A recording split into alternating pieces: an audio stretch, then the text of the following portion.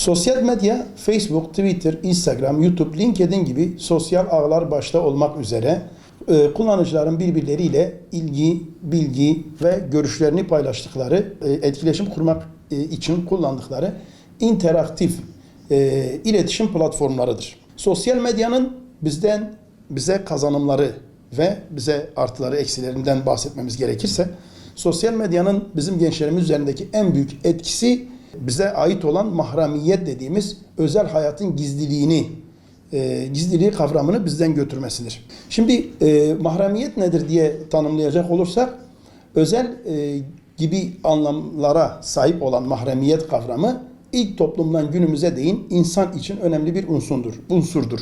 Mahremiyet hakkı kişinin kendi bedenini, kendi düşünce ve duygularını, kısaca kendiyle ilgili her şeyi toplumun diğer fertleriyle ne oranda paylaştığı ve paylaşmak istediği çerçevesinde değerlendirildiğinde kişiden kişiye, toplumdan topluma, kültürden kültüre ya da zamandan zamana değişen bir kavram olduğu ortaya çıkmaktadır.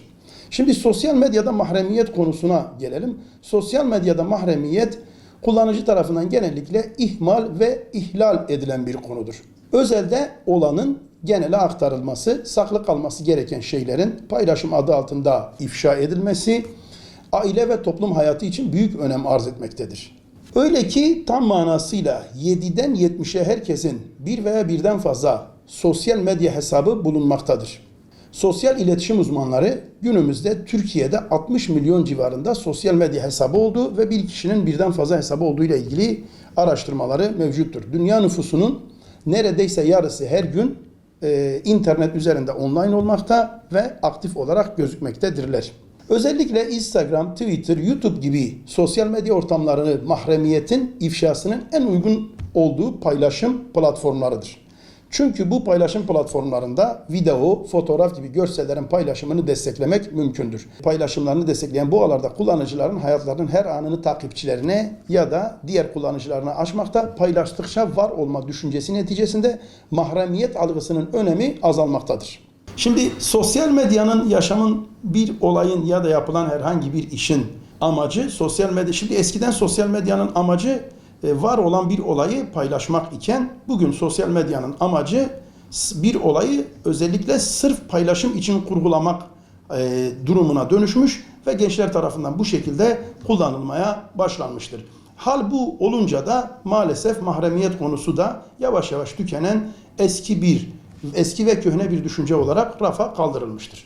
Sosyal medyanın yarattığı bu gözetleme ve gözetlenme arzusunun saplantı derecesine dönüştüğü benlik gösterisi mahremiyet kavramının önemini iyice yitirmesine neden olmuştur. Sosyalleşmek ve popüler olmak isteyen kullanıcıların tatminine ve görünür olma isteklerine cevap veren bir alan olan sosyal medyada insanlar artık hayatlarının hiç olmadığı kadar başkalarının gözünün önüne sermekte ve bu durumda gayet normal bir hal almaktadır.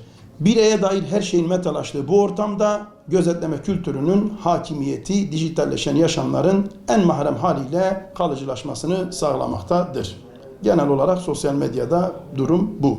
Sosyal medyanın bilinçsiz kullanımından dolayı kişide oluşan mağduriyetlere gelince bunlar iki tür mağduriyet oluşturmaktadır kişide.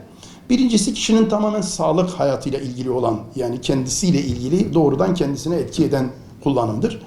Bundan kaynaklı olarak kişide özgüven eksikliği, depresyon, yalnızlık, öfke hisleri neden olmakla beraber ayrıca dikkati sürdürme, odaklanma, öğrenme güçlüğü, iletişim ve algı sorunları, aksiyet dediğimiz çok ciddi bir olaydır. Yani kişi kendi kendine halüsinasyonlar bulup, kendi kendine bazı olaylar kurgulayıp bunun üzerinden hareket etmesine, depresyona, strese, yalnızlık, düşük özsaygı ve bununla beraber bazı duygusal ve mental sorunlarla beraber uyku kalitesinin de düşmesi gibi fiziksel sorunlara neden olur.